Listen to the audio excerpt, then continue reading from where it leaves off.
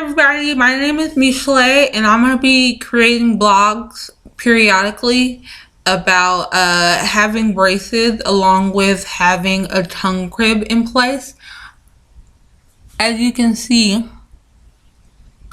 this is my tongue crib here. Now, those of you wondering what the tongue crib is and its purpose, I will explain. So, the purpose of the tongue crib is to stop me from thrusting my tongue up against my teeth, which has been part of the reason as to why I have an open bite, as you can see here. So the tongue crib is put in place to help me retrain my tongue to be at the roof of my mouth when swallowing instead of pressing through to my teeth, which has created a space in between. When it comes to tongue cribs, there are cemented ones and then there are also ones that are removable. I have a cemented one in. A little background knowledge on, how this stuff comes is, so when we're infants, we develop, a swallowing pattern to adjust for not having teeth. But as you get teeth and reach age 4, you're supposed to outgrow that swallowing pattern because it's not healthy for you. And later on down the line, it creates bone structure issues and, teeth issues. So, sorry if I do that a lot too. Having the tongue crib in, it creates a lot of saliva in my mouth. So I found that I'm frequently swallowing and doing that. But anyways, so, other things. I've been doing, a little bit of research about tongue cribs as well because I was curious about, how they worked and if it would be uncomfortable and adjustments that I would have to make aside from already having braces and things like that.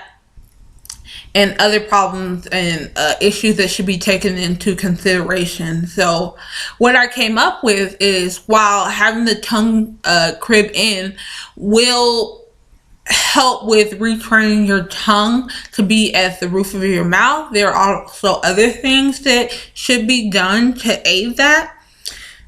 And that's one thing is making sure your tongue is resting behind the tongue crib when you're not talking, and that your teeth are closed and touching as much as possible, and that your lips are closed, and that you're breathing in and out through your mouth. That's actually proper posture for your tongue and things like that, which will also help later on down the line.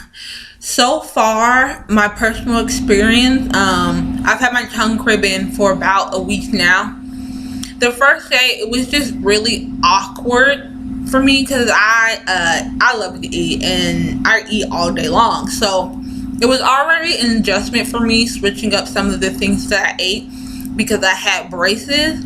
And then when I got the tongue crib put in, I found out that food really gets stuck in there and it doesn't come out as easily as you might think it will.